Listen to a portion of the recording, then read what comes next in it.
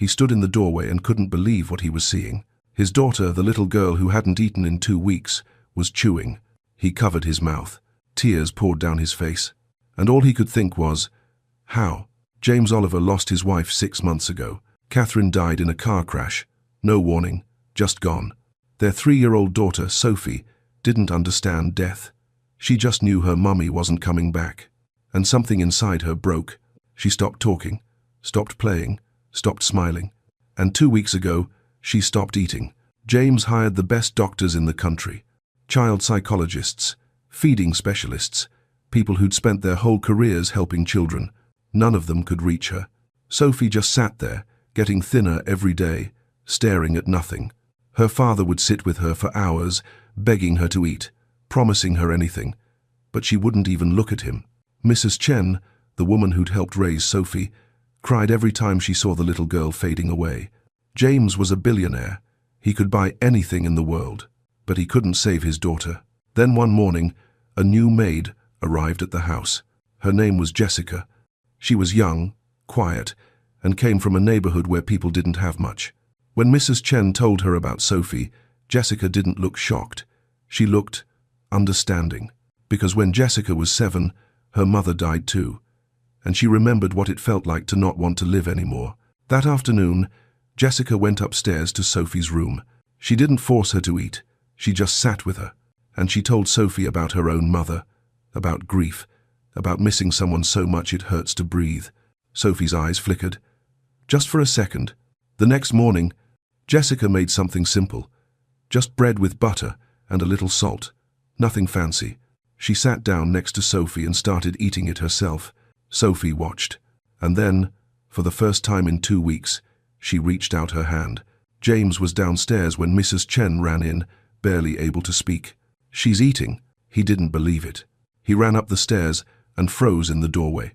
There was his daughter, holding a piece of bread, chewing slowly, tears streaming down her face, and sitting beside her was a woman he barely knew. Before we begin, click subscribe and hit that like button. Tell me where in the world you're watching from. Because if you've ever felt helpless watching someone you love fade away, you need to see what happens next. Sometimes God sends help from the last place you'd expect. Jessica's first morning in the house started before sunrise. She took the train from her neighborhood on the south side, watching the city wake up through frosted windows. By the time she reached the high-rise in the loop, the sky was turning gray over the lake. Mrs. Chen let her in through the service entrance. The kitchen was bigger than Jessica's entire apartment. Everything gleamed stainless steel, granite counters, windows that stretched from floor to ceiling. Outside, the lake looked like sheet metal under the winter sky. Mrs. Chen didn't say much, just handed her an apron and pointed to the cutting board. "Breakfast first," she said quietly, "for the girl." Jessica washed her hands and started chopping fruit. The knife made soft sounds against the board. Everything else was silent. No TV playing, no music, no voices, just silence. After a while, Mrs. Chen came back with a tray. On it was a small plate of scrambled eggs, toast cut into triangles, and a glass of orange juice. Jessica watched her arrange it carefully, like she was preparing something sacred. "Does she ever ask for anything?" Jessica said. Mrs. Chen shook her head. "She doesn't talk anymore." "At all?" "Not since her mother died." Jessica's chest tightened. She knew that kind of silence, the kind that swallows you whole. Mrs. Chen picked up the tray and headed toward the stairs. Jessica kept working, but her mind was somewhere else. 15 minutes later, Mrs. Chen came back down. The tray was untouched. She set it on the counter without a word, then walked to the sink and stood there, staring out the window. Jessica dried her hands. How long has this been going on? 2 weeks since she stopped eating completely. But she's been disappearing for months. Disappearing? Mrs. Chen turned to her, eyes red. "You'll see." Upstairs, a door opened and closed. Footsteps moved across the floor above them, slow, heavy. "That's Mr. Oliver," Mrs. Chen whispered. "He's been working from home since this started. Doesn't leave her side for long." Jessica nodded. A few minutes later, he appeared in the doorway. Tall, dark suit even though it was barely 7 in the morning. His face looked like he hadn't slept in weeks. He didn't look at Jessica, just poured himself coffee from the pot and stood by the window, staring out at nothing. Jessica kept her voice gentle. "Good morning, sir." He glanced over, like he'd forgotten anyone else was there. "You're the new hire," he said. It wasn't a question. "Yes, sir. Jessica Morrison." He nodded once, then looked back out the window. "How long do you think you'll last?" The words weren't meant to be cruel. They were just tired. Jessica met his eyes. "As long as she needs me to." For a second, something flickered across his face. Not hope, just surprise. Then he set down his cup and walked out. Mrs. Chen let out a long breath. "He's a good man," she said quietly, "but he doesn't know how to fight something he can't control." Jessica looked at the untouched breakfast tray on the counter. She thought about Sophie upstairs, about a little girl who'd stopped eating because the world stopped making sense. And she thought about her own mother, about being 7 years old and not understanding why God would take someone you loved. She whispered under her breath, so soft Mrs. Chen couldn't hear, "I don't know how to do this, Lord, but if you brought me here, don't let me waste it." Upstairs, Sophie sat on the floor of her room, knees pulled to her chest, staring at a picture on the wall. In it, her mother was smiling. Sophie hadn't smiled in 6 months. She didn't know someone downstairs was praying for her. But somewhere deep inside, in a place she couldn't name, something stirred, just barely, like the first breath before waking up. Jessica spent the rest of that morning learning the rhythm of the house. She wiped down counters that were already spotless, organized cabinets that didn't need organizing, kept her hands busy while her mind stayed upstairs. Around 10, Mrs. Chen brought down another tray, still untouched. Jessica glanced at the eggs, now cold and hard. The toast dry at the edges, the juice sitting in the glass like it had given up. Mrs. Chen scraped everything into the trash, without a word. Jessica watched her. What does she do all day? Sits in her room, stares at the walls. Sometimes she looks at pictures of her mother. Mrs. Chen's voice cracked. "That's all. Does her father go up there? Every few hours. He talks to her, reads to her, begs her." She shook her head.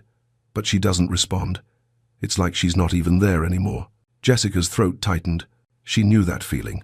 The one where you're still breathing but you're not really alive. You're just waiting. Waiting for the pain to stop. Or waiting to stop feeling anything at all. She turned back to the sink, scrubbing a pan that didn't need scrubbing. "God, I don't know what you want me to do here, but please, show me." Around noon, James came down again. He moved like someone carrying weight no one else could see. Shoulders tight, jaw clenched. He stood at the counter, staring at his phone, but Jessica could tell he wasn't reading anything.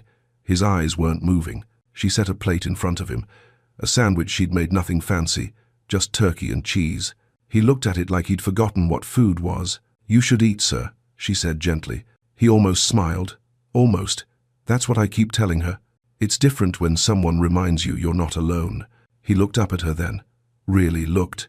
Like he was seeing her for the first time. "You lost someone," he said. It wasn't a question. Jessica nodded. "My mother, when I was 7. And you stopped eating too?" "For a while, until my grandmother sat with me every single day and reminded me I was still here for a reason." James's eyes filled. He looked away quickly, but not before she saw it. "I don't know what to do," he whispered. "I've tried everything." Jessica's voice was soft but steady. "Maybe she doesn't need you to fix it. Maybe she just needs you to sit in it with her." He stared at her for a long moment. Then he picked up the sandwich and took a bite. Not because he was hungry, but because someone had reminded him he wasn't alone either. Upstairs, Sophie pulled her knees tighter to her chest. She could hear voices below. Faint, distant. She used to run downstairs when she heard her father's voice. Now she just stayed still, waiting. For what? She didn't know. But somewhere deep inside, a part of her was listening. That afternoon, the light through the windows turned soft and golden. Jessica was drying dishes when Mrs. Chen came in with the dinner tray, a small bowl of soup, crackers, apple slices cut into stars. Jessica watched her arrange everything just so. "Mrs. Chen," she said quietly, "can I take it up this time?" Mrs. Chen stopped, looked at her. "That's not necessary." "I know." Jessica's voice was steady. "But I'd like to try." Mrs. Chen studied her face. There was something in Jessica's eyes, not arrogance, not pity, just calm. Finally, she nodded. "If Mr. Oliver finds out and gets upset, I can't protect you." I understand. Jessica lifted the tray with both hands. The stairs felt longer than they should have. Each step carried weight. Not from the tray, but from what waited at the top. The second-floor hallway was lined with photographs. Sophie as a baby. Sophie laughing on a swing. Sophie in her mother's arms, both of them smiling like nothing bad could ever happen. Jessica's chest ached. She stopped outside Sophie's door. It was cracked open just an inch. She knocked softly. "Sophie, my name's Jessica. I brought your dinner." Silence. She pushed the door open slowly. The room was pale blue, filled with toys no one had touched in months. Stuffed animals lined up on shelves. A dollhouse in the corner, perfectly arranged. And on the floor, sitting with her back against the bed, was Sophie. Jessica's breath caught. The little girl looked so small, so fragile. Like if you spoke too loud, she might disappear. Her hair hung loose around her face. Her eyes stared at nothing. Jessica set the tray down on the dresser, not in front of Sophie, not close to her, just nearby. Then she pulled a chair over, but not too close, 5 feet away, maybe 6. She sat down, and for a long time, she didn't say anything. Just sat there, quiet, breathing the same air. Minutes passed. The light from the window shifted. Finally, Jessica spoke. Her voice was barely above a whisper. "You know, Sophie, you don't have to eat if you don't want to." Sophie's eyelashes flickered. Just barely. Jessica kept her voice soft. "My grandma used to say that when someone's heart hurts too much, food doesn't taste right anymore. Like everything in your mouth feels wrong, like it doesn't belong there." Sophie's head turned. "Just a fraction of an inch. I lost my mama when I was 7, Jessica said. "And after she died, I didn't want to eat either. Nothing made sense anymore. I kept thinking, why should I eat when she can't?" Silence. Then, so quiet Jessica almost missed it. "Your mama died?" Jessica's eyes filled. "Yes, baby, she did." Sophie turned her head a little more, looked at her. "Mine too." Jessica nodded slowly. "I know, Mrs. Chen told me. I'm so sorry." Sophie stared at her, really looked at her, like she was trying to see if Jessica was telling the truth. "Did it hurt?" Sophie whispered. Jessica didn't lie. "Every single day." "Does it still hurt?" "Sometimes, but not the same way." Jessica leaned forward just slightly. "It gets softer, like it's still there, but it doesn't cut as deep." Sophie's lip trembled, and for the first time in 2 weeks, something in her eyes changed.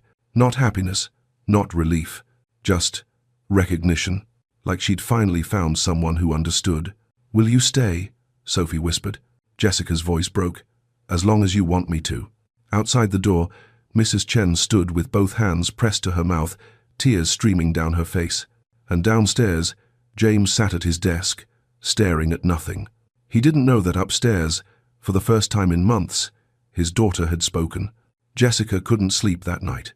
She kept thinking about Sophie, about those hollow eyes, about the way she'd whispered, "Mine too," like it was a secret she'd been carrying alone. The next morning, Jessica arrived before the sun came up. The city was still dark, streetlights reflecting off empty sidewalks. She let herself in through the service entrance and stood in the quiet kitchen, thinking, all those untouched meals, all that expensive food prepared by people who knew nutrition but didn't know Sophie. Jessica opened the fridge, moved past the organic vegetables, the imported cheeses, the carefully labeled containers, and reached for the simple things. White bread, butter, American cheese in plastic wrap. She heard footsteps behind her. Mrs. Chen stood in the doorway, surprised. "You're here early." "Couldn't sleep," Jessica said. Mrs. Chen looked at what she was holding. "What are you doing?" Jessica set the bread on the counter. "When my grandma was trying to help me after my mama died, she didn't make me fancy meals. She made grilled cheese, just butter, bread, and cheese. Nothing special." Mrs. Chen's face softened. "I used to make those for Sophie. Before everything fell apart?" Mrs. Chen nodded, eyes glistening. Jessica turned on the stove. "Then maybe that's what she needs. Not something perfect, just something that feels like home." The butter started to sizzle. She laid the bread down, added the cheese, let it melt slow. The smell filled the kitchen, warm, simple, honest. Mrs. Chen wiped her eyes.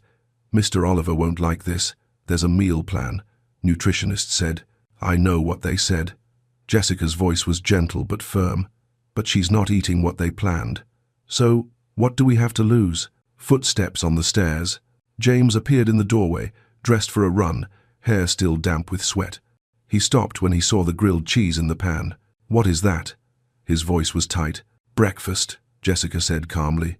That's not on the plan. I know. His jaw clenched. The doctors said she needs specific nutrients. Jessica turned to face him. The doctors said she's physically fine, but she's not eating what they prescribed. So, with respect, sir, what are we losing by trying something different? James stared at her. Part of him wanted to tell her to stop, to follow the rules, to do what the experts said. But another part, the desperate father who'd watched his daughter fade for 2 weeks, wanted to believe anything might work. If this doesn't work, he said quietly, you're done here. Jessica met his eyes. And if it does? He didn't answer, just turned and walked out. Mrs. Chen let out a shaky breath. You're either very brave or very foolish. Jessica cut the sandwich into small triangles.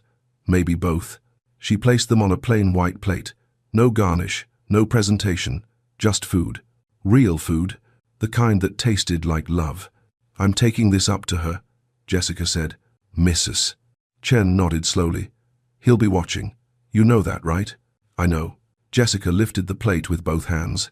Her heart pounded as she climbed the stairs. Not from fear of losing her job, but from hope. Please, God, let this mean something. At Sophie's door, she knocked softly. No answer. She pushed it open. Sophie was in the same spot as yesterday, floor by the bed, knees pulled up, staring at nothing. Jessica sat down in the same chair, set the plate between them, and then she did something no one expected. She picked up a triangle and took a bite herself. Sophie's eyes moved.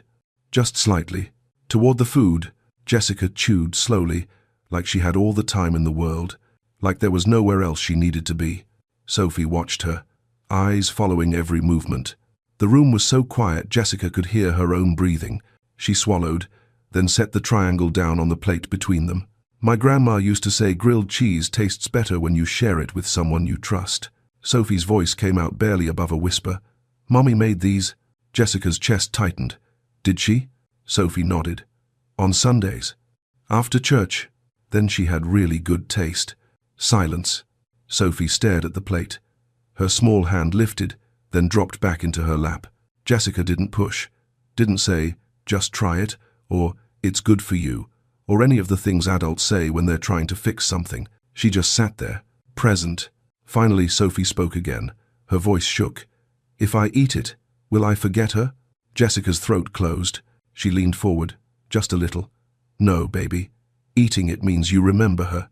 Every bite is a memory of Sunday mornings with your mama. Sophie's eyes filled with tears. Promise? I promise.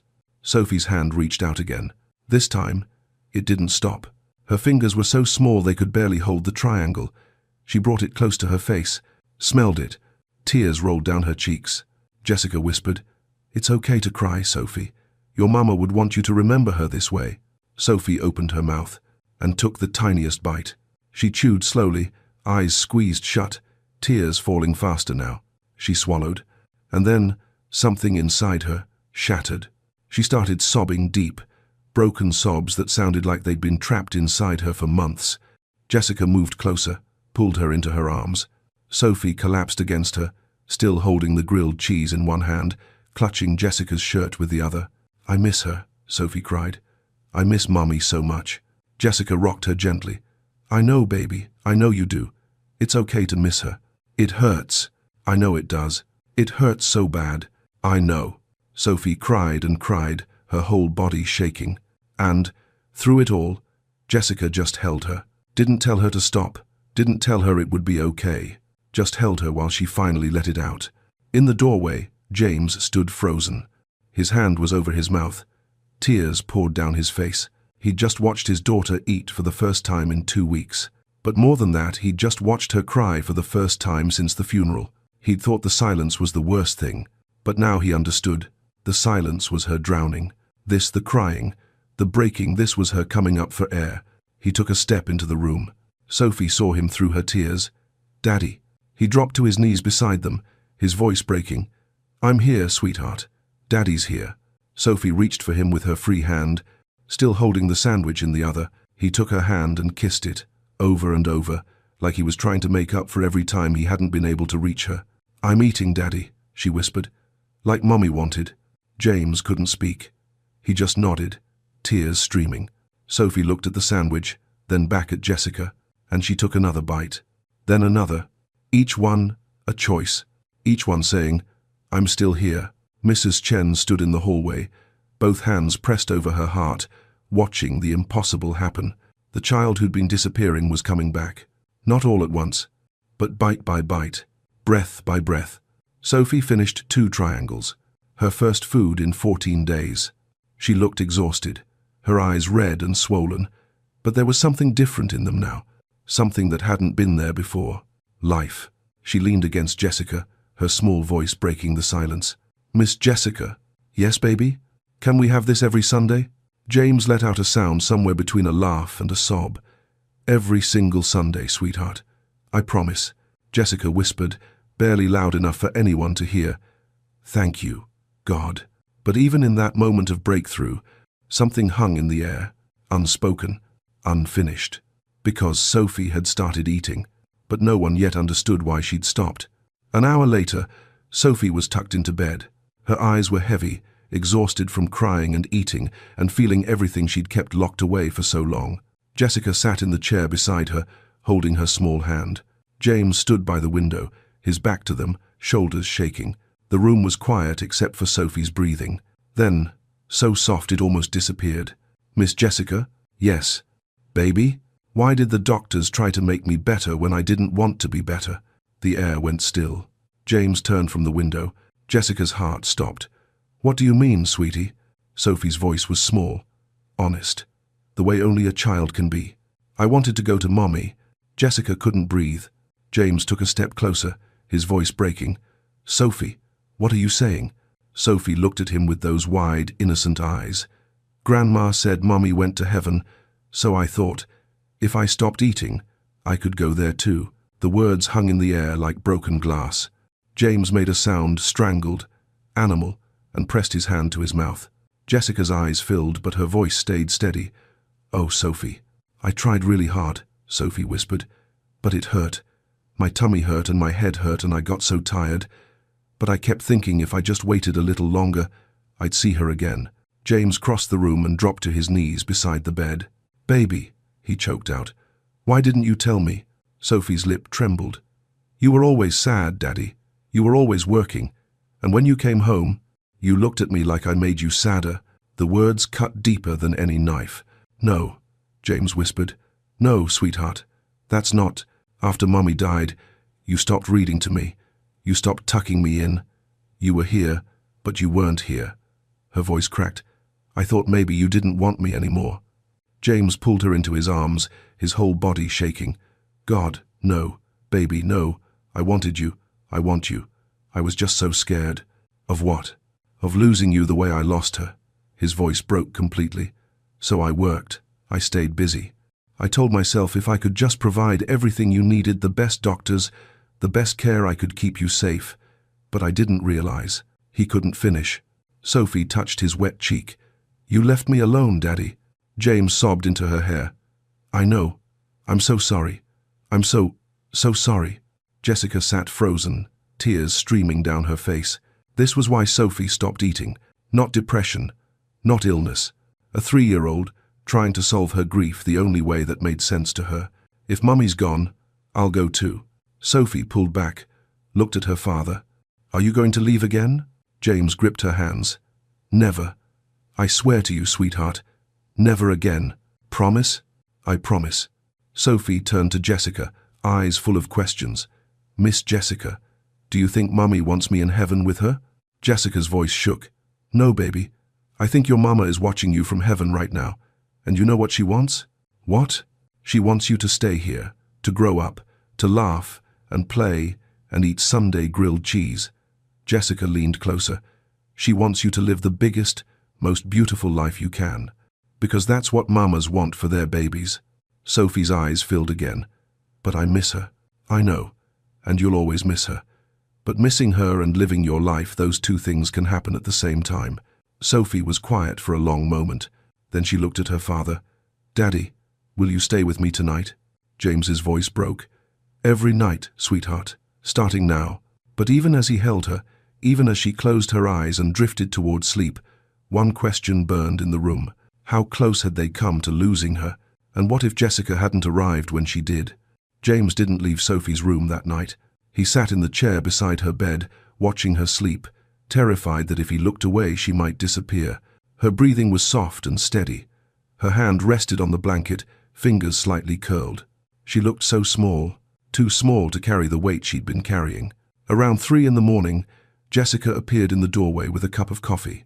She didn't say anything, just set it on the nightstand and turned to leave. "Wait," James whispered. She stopped. He looked at her in the dim light from the hallway. "How did you know?" "Know what?" "What she needed, what we all needed." Jessica was quiet for a moment. "I didn't know. I remembered what it felt like, to be that alone." James's voice cracked. "I let her be alone. You were drowning too. That's not an excuse." He pressed his palms against his eyes. "She thought I didn't want her anymore. My own daughter thought I'd given up on her." Jessica sat down in the other chair. "You didn't give up.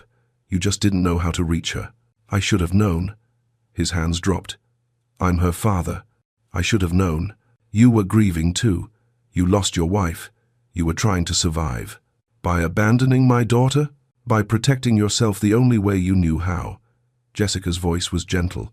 "My grandma used to say grief makes us do strange things. We push away the people we love most because loving them hurts too much." James stared at Sophie's sleeping face. "I almost lost her. But you didn't, because a stranger walked into my house and saw what I was too blind to see." Jessica shook her head. "I'm not the one who saved her. You are." He looked at her, confused. "She didn't need me to feed her," Jessica said. "She needed her father to come back. And tonight, you did." James's throat closed. They sat in silence for a long time. Finally, he spoke. "When Catherine died, I told myself I had to be strong, had to keep everything together. I couldn't fall apart because Sophie needed me." He paused. "But I was falling apart. Every single day. I just did it where she couldn't see. So she thought you'd moved on, and she thought she had to do the same. Or," his voice broke, "or follow her mother." Jessica reached over and squeezed his hand. "Just once." "You're here now," she said. "That's what matters." James looked down at their hands. "I don't know how to do this, how to be what she needs." "You don't have to know. You just have to show up." He nodded slowly. Jessica stood. "Get some rest. I'll be downstairs if you need anything." "Jessica." She turned. "Thank you." His voice was thick. "For not giving up on her. On us." Jessica's eyes glistened. "That's not something you give up on. Family is family." She left him alone with his daughter and his thoughts. Downstairs, Mrs. Chen was already awake, making breakfast, even though the sun hadn't risen yet. She looked up when Jessica came in. "How is she?" "Sleeping, finally." Mrs. Chen wiped her hands on a towel. "I heard what she said, about wanting to go." Jessica nodded. "That poor baby," Mrs. Chen's voice trembled, "carrying that all alone." "She's not alone anymore." Mrs. Chen studied Jessica's face. "You're going to stay, aren't you? If they'll have me, they need you, both of them." Jessica looked out the window. The sky was just starting to lighten deep blue, turning to grey. A new day coming. "We all need each other," she said quietly.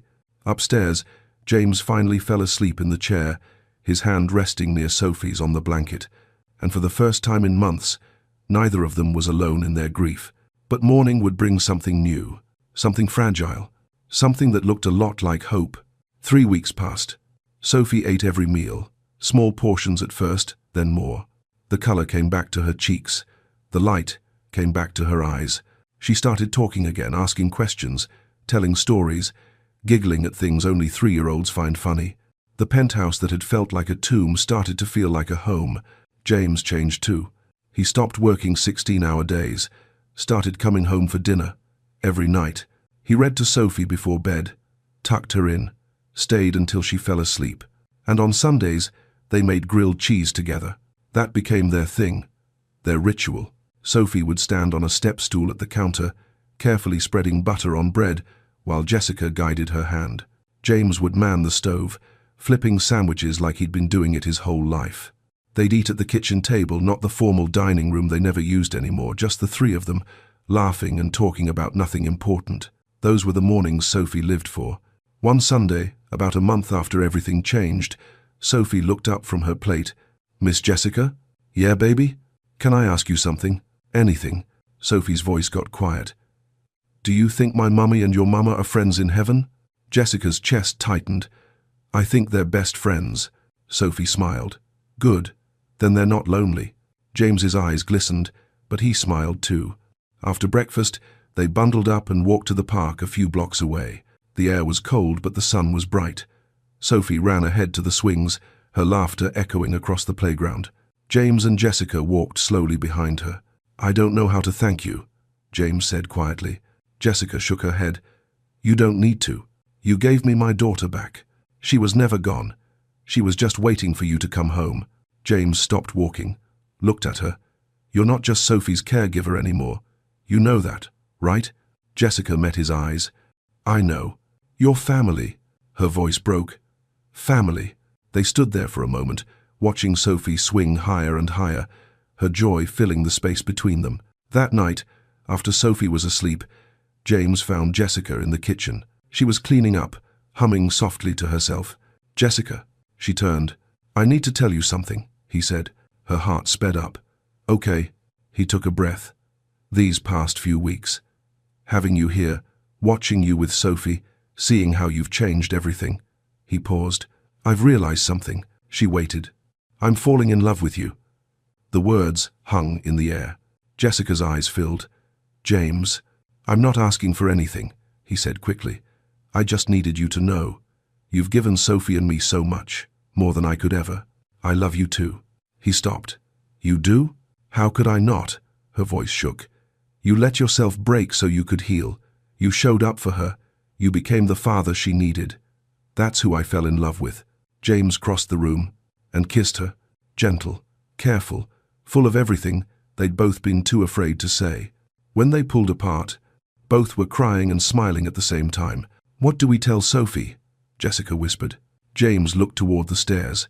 "The truth, that sometimes, after loss, love finds a way back. You think she'll understand?" "I think she already knows." The next morning, Sophie came into the kitchen and found them making pancakes together, holding hands. She climbed onto a stool and watched them for a long moment.